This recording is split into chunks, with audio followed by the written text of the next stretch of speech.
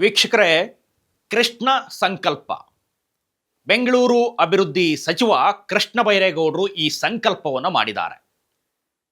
ಮೊದಲು ಅಧಿಕಾರ ಹಿಡಿಯೋ ವಿಚಾರದಲ್ಲಿ ಒಂದಿಷ್ಟು ಜಿಜ್ಞಾಸೆ ಇತ್ತು. ಪೂರ್ಣ ಪ್ರಮಾಣದ ಖಾತೆಯನ್ನು ತನಗೆ ಕೊಡಲಿಲ್ಲ ಅನ್ನುವ ಬೇಸರ ಇತ್ತು. ಹಾಗಾಗಿಯೇ ರಾಹುಲ್ ಗಾಂಧಿಯವರನ್ನು ಕೂಡ ಮೀಟ್ ಮಾಡಿ ಬಂದರು, ಡೆಲ್ಲಿಗೂ ಕೂಡ ಹೋಗಿ ಬಂದರು. ಅಧಿಕಾರ ಹಂಚಿಕೆಯಾಗಿ ಅಥವಾ ಖಾತೆ ಹಂಚಿಕೆಯಾಗಿ 1 ವಾರ ಕಳೆದರೂ ಕೂಡ ತಾವು ಖಾತೆಯನ್ನು ಸ್ವೀಕಾರ ಮಾಡಿರಲಿಲ್ಲ, ಅಧಿಕಾರವನ್ನು ಸ್ವೀಕಾರ ಮಾಡಿರಲಿಲ್ಲ. ಪೂರ್ಣ ಪ್ರಮಾಣದ ಖಾತೆ ಬೇಕು ಅಂತ ಪಟ್ಟು ಹಿಡಿದಿದ್ರು. ಇಂಥ ಕೃಷ್ಣ ಬೈರೇಗೌಡ ಕೊನೆಗೆ ಹೇಗೋ ಸಮಾಧಾನ ಆಗಿ ಬೆಂಗಳೂರು ಅಭಿವೃದ್ಧಿ ಖಾತೆಯನ್ನು ವಹಿಸ್ಕೊಳ್ತಾರೆ. ವಹಿಸ್ಕೊಂಡ ಮೇಲೆ ಯಾವ ಚಾನಲಲ್ಲಿ ನೋಡಿದ್ರು ಅಥವಾ ಯಾವ ಮಾಧ್ಯಮಗಳಲ್ಲಿ ನೋಡಿದ್ರು, ಸಾಮಾಜಿಕ ಮಾಧ್ಯಮಗಳಲ್ಲಿ ನೋಡಿದ್ರು ಕೃಷ್ಣ ಬೈರೇಗೌಡರದೇ ಸುದ್ದಿ. ಕಾರಣ ಏನು ಅಂತಂದರೆ, ಫೀಲ್ಡಿಗೆ ಇಳಿದಿದ್ದು ಕೃಷ್ಣ ಬೈರೇಗೌಡರು ಒಂದಲ್ಲ ಒಂದು ರೀತಿ ಅಧಿಕಾರಿಗಳಿಗೆ ಚಾಟಿಯನ್ನು ಬೀಸ್ತಾ ಇದ್ದಾರೆ. ಅಭಿವೃದ್ಧಿ ಕೆಲಸಗಳತ್ತ ದಾಪುಗಾಲನ್ನು ಇಡ್ತಾ ಇದ್ದಾರೆ, ಮುಂದಡಿಯನ್ನು ಇಡ್ತಾ ಇದ್ದಾರೆ.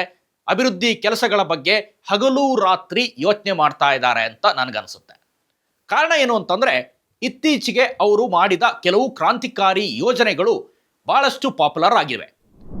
ಬೆಂಗಳೂರಿನ ಅಭಿವೃದ್ಧಿ ವಿಚಾರದಲ್ಲಿ ಏನೇನು ಮಾಡಬೇಕು, ಈ ಬಗ್ಗೆ ಸ್ಪಷ್ಟ ನಿಲುವನ್ನು ಹೇಗೆ ಇಟ್ಕೋಬೇಕು ಅನ್ನೋದಕ್ಕೆ ಕೃಷ್ಣ ಬೈರೇಗೌಡರು ಸಾಕ್ಷಿ ಆಗ್ತಾ ಇದ್ದಾರೆ. DK ಶಿವಕುಮಾರ್ ಕೂಡ ಕಳೆದ ಬಾರಿ ಬೆಂಗಳೂರು ಅಭಿವೃದ್ಧಿ ಸಚಿವರಾಗಿದ್ದಾಗ ಕೆಲವು ಕೆಲಸಗಳಿಗೆ ಮುಂದಡಿಯನ್ನು ಇಟ್ಟಿದ್ರು.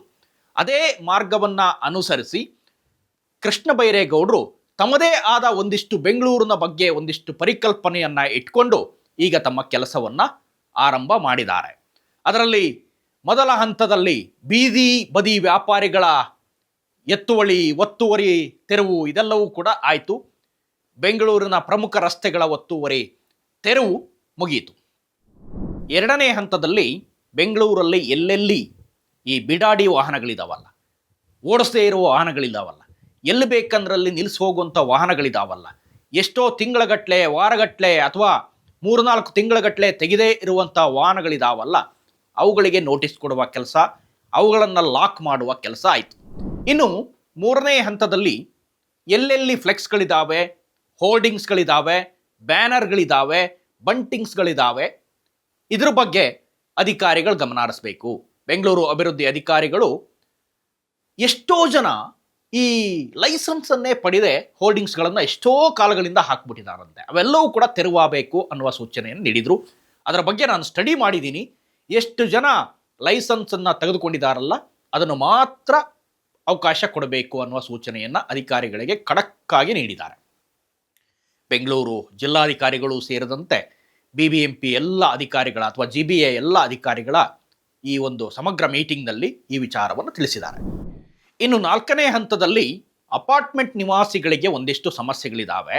ಆ ಸಮಸ್ಯೆಗಳನ್ನು ಬಗೆಹರಿಸಬೇಕು ಅನ್ನೋ ನಿಟ್ಟಿನಲ್ಲಿ ಇವತ್ತು ನೆಹರು ತಾರಾಲಯದಲ್ಲಿ ಮುಖ್ಯಮಂತ್ರಿಗಳು, ಬೆಂಗಳೂರು ಅಭಿವೃದ್ಧಿ ಸಚಿವರು, ಬೆಂಗಳೂರು ಅಭಿವೃದ್ಧಿಯ ಎಲ್ಲ ಅಧಿಕಾರಿಗಳು ಮತ್ತು ಬೆಂಗಳೂರಿಗೆ ಸಂಬಂಧಪಟ್ಟಂಥ ಅಥವಾ ಬೆಂಗಳೂರಿನ ಮಿನಿಸ್ಟ್ರುಗಳು, BDA ಅಧ್ಯಕ್ಷರುಗಳು ಇವರೆಲ್ಲರ ಸಮ್ಮುಖದಲ್ಲಿ ಒಂದು ಮೀಟಿಂಗ್ ಕೂಡ ಆಯಿತು.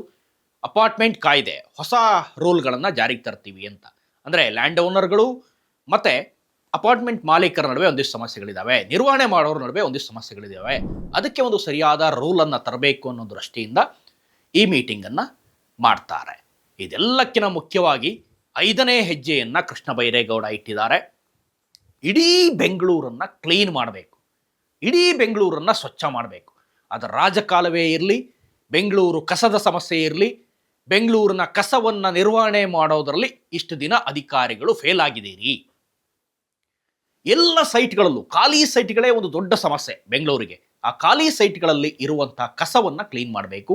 ಬೆಂಗಳೂರನ್ನು ಸ್ವಚ್ಛಂದ ನಗರವಾಗಿ, ಸುಂದರ ನಗರವಾಗಿ, ಅವಿಸ್ಮರಣೀಯ ತಾಣವಾಗಿ ಬೆಂಗಳೂರಿಗೆ ಬಂದರೆ ಯಾರಿಗಾರು ಖುಷಿ ಆಗಬೇಕು, ಕಾಲಿಟ್ಟರೆ ಖುಷಿ ಆಗಬೇಕು. ಎಲ್ಲೋ MG ರೋಡ್ಗೋ ಬ್ರಿಗೇಡ್ ರೋಡ್ಗೋ ಬಂದಂಥ ಸಂದರ್ಭದಲ್ಲಿ ಖುಷಿ ಆಗೋದಲ್ಲ. ಬೆಂಗಳೂರಿನ ಎಲ್ಲ ರಸ್ತೆಗಳಲ್ಲೂ ಕೂಡ ಇದೇ ರೀತಿಯಾದಂಥ ವಾತಾವರಣ ಇರಬೇಕು ಅನ್ನುವ ಸೂಚನೆಯನ್ನು ನೀಡಿದ್ದಾರೆ. ಸೊ ಇದು ಈಗಾಗಲೇ ಈ ಕೆಲಸಕ್ಕೆ ಚಾಲನೆ ನೀಡಿದ್ದಾರೆ. GBA ಮುಖ್ಯ ಆಯುಕ್ತ ಮಹೇಶ್ವರ್ ರಾವ್ ಸೇರಿದಂತೆ ಎಲ್ಲ 5 ನಗರ ಪಾಲಿಕೆಗಳ ಆಯುಕ್ತರಿಗೆ ಕಟ್ಟುನಿಟ್ಟಿನ ಸೂಚನೆಯನ್ನು ನೀಡಿದ್ದಾರೆ. ಇಡೀ ಬೆಂಗಳೂರನ್ನು ಸ್ವಚ್ಛ ಮಾಡಬೇಕು. ಮುಂದಿನ 15ನೇ ತಾರೀಕುವರೆಗೂ, ಆಗಸ್ಟ್ 15ನೇ ತಾರೀಕುವರೆಗೂ ಸ್ವಚ್ಛ ಮಾಡಿಕೊಳ್ಳೋದಕ್ಕೆ ಅವ್ರಿಗೇನೆ ಅಂದರೆ ಮಾಲೀಕರಿಗೇನೆ, ಸೈಟ್ ಮಾಲೀಕರು ಯಾರ್ಯಾರಿದ್ದಾರಲ್ಲ ಅವ್ರಿಗೆ ಅವಕಾಶ ಕೊಡ್ತೀವಿ. ಒಂದು ವೇಳೆ ಸೈಟ್ ಮಾಲೀಕರು ಆ ಸ್ವಚ್ಛ ಮಾಡುವ ಕೆಲಸವನ್ನು ಮಾಡದೇ ಇದ್ದರೆ GBAನೇ ಸ್ವಚ್ಛ ಮಾಡುವಂಥ ಕೆಲಸ ಮಾಡುತ್ತೆ. ಆದರೆ ಅವರ ಪ್ರಾಪರ್ಟಿ ಟ್ಯಾಕ್ಸ್ನಲ್ಲಿ ಆ ಸ್ವಚ್ಛಗೊಳಿಸಿದ ಹಣವನ್ನು ಆ್ಯಡ್ ಮಾಡ್ತೀವಿ ಅಂತ ಹೇಳಿದ್ದಾರೆ. ಈ ಮೂಲಕ ಇಡೀ ಬೆಂಗಳೂರನ್ನು ಕ್ಲೀನ್ ಮಾಡ್ತೀನಿ ಅಂತ ಕೃಷ್ಣ ಬೈರೇಗೌಡರು ಹೊರಟಿದ್ದಾರೆ. ಕೃಷ್ಣ ಬೈರೇಗೌಡರನ್ನ ಕ್ಲೀನ್ ಕೃಷ್ಣ ಬೈರೇಗೌಡರು ಅಂತಲೂ ಕೂಡ ಕರೀತಾರೆ. ಅವ್ರ ಮೇಲೆ ಬ್ಲಾಕ್ ಮಾರ್ಕ್ ಇರೋದು ಭಾಳ ಕಡಿಮೆ. ಕಳೆದ ಬಾರಿ ಎಲ್ಲೋ ಒಂದು ಕೋಲಾರ ಅಲ್ಲೆಲ್ಲೋ ಚಿಕ್ಕಬಳ್ಳಾಪುರ ಜಮೀನು ವಿಚಾರದಲ್ಲಿ ಒಂದು ಬ್ಯಾಡ್ ನೇಮ್ ಬಂತು. ಅದು ಕೂಡ ಅವರು ಸಮರ್ಥನೆ ಮಾಡಿಕೊಂಡ್ರು, ನನ್ನ ಪೂರ್ವಜರ ಆಸ್ತಿ ಅನ್ನೋದ್ರ ಬಗ್ಗೆ. ಸೊ ಈಗ ಕ್ಲೀನ್ ಕೃಷ್ಣ ಬೈರೇಗೌಡರು ಇಡೀ ಬೆಂಗಳೂರನ್ನು ಕ್ಲೀನ್ ಮಾಡ್ತಾರಾ ಅನ್ನೋದು ಭಾಳ ಚರ್ಚೆಯಲ್ಲಿ ಇರುವ ವಿಚಾರ. ಯಾಕೆಂದರೆ ಬೆಂಗಳೂರಿನ ಜನತೆಯಿಂದನೂ ಕೂಡ, ಮಹಾಜನತೆಯಿಂದನೂ ಕೂಡ ಇವರಿಗೆ ಸಹಕಾರ ಸಿಗ್ತಾ ಇದೆ. ಸೋಷಿಯಲ್ ಮೀಡಿಯಾದಲ್ಲಿ ಇವರ ಪರವಾದ ಅಭಿಯಾನ ಕೂಡ ಆರಂಭ ಆಗಿದೆ. ನೋಡೋಣ ಇನ್ನೆಷ್ಟು ದಿನಕ್ಕೆ ಬೆಂಗಳೂರು ಕ್ಲೀನ್ ಆಗುತ್ತೆ, ಸೊ ನಿಜಕ್ಕೂ ಆಗುತ್ತಾ, ಇದು ಸಾಧ್ಯನಾ ಅನ್ನೋ ಚರ್ಚೆಗಳನ್ನು ಕೂಡ ಕೆಲವರು ಎತ್ತುತ್ತಾ ಇದ್ದಾರೆ. ಆದರೆ ಒಂದಿಷ್ಟು ಇಂಥ ಮಂತ್ರಿಗಳು ಇದ್ದಂಥ ಸಂದರ್ಭದಲ್ಲಿ, ಅಥವಾ ಈ ಸಂಪುಟದಲ್ಲಿ ಒಂದು 10 ಜನ ಆದರೂ ಇಂಥ ಮಂತ್ರಿಗಳು ಇದ್ದರೆ ಅಧಿಕಾರಿಗಳಿಗೆ ಒಂದು ರೀತಿಯಲ್ಲೋ ಭಯ ಬರಬಹುದು, ಅಥವಾ ಅಧಿಕಾರಿಗಳಿಗೂ ಕೂಡ ತಮ್ಮ ಮಿನಿಸ್ಟ್ರು ಇಷ್ಟು ಚುರುಕಾಗಿದ್ದಾರೆ, ನಾವು ಕೂಡ ಈ ಜಡಮನಸ್ಥಿತಿಯನ್ನು ಬಿಟ್ಟು ಚುರುಕಾಗಬೇಕು ಅನ್ನೋ ಮನೋಭಾವನೆ ಬರಬಹುದೇನು. ಇದಿಷ್ಟು ಈ ಕ್ಷಣದ ಅಪ್ಡೇಟ್ಸ್. ಇಂಥದ್ದೇ ಮತ್ತಷ್ಟು ಕಂಟೆಂಟ್ಗಾಗಿ ನೋಡ್ತಾ ಇರಿ ಸುಮನ್ ಟಿವಿ ಕನ್ನಡ. ಹಾಗೆಯೇ ನೀವೇನಾದರೂ ನಮ್ಮ ಚಾನಲನ್ನು ಸಬ್ಸ್ಕ್ರೈಬ್ ಮಾಡಿಲ್ಲ ಅಂತಾದರೆ ದಯವಿಟ್ಟು ಈ ಕೂಡಲೇ ಸಬ್ಸ್ಕ್ರೈಬ್ ಮಾಡಿ, ಶೇರ್ ಮಾಡಿ, ಲೈಕ್ ಮಾಡಿ ಮತ್ತು ಕಮೆಂಟ್ ಮಾಡೋದನ್ನು ಮರಿಬೇಡಿ. Thank you.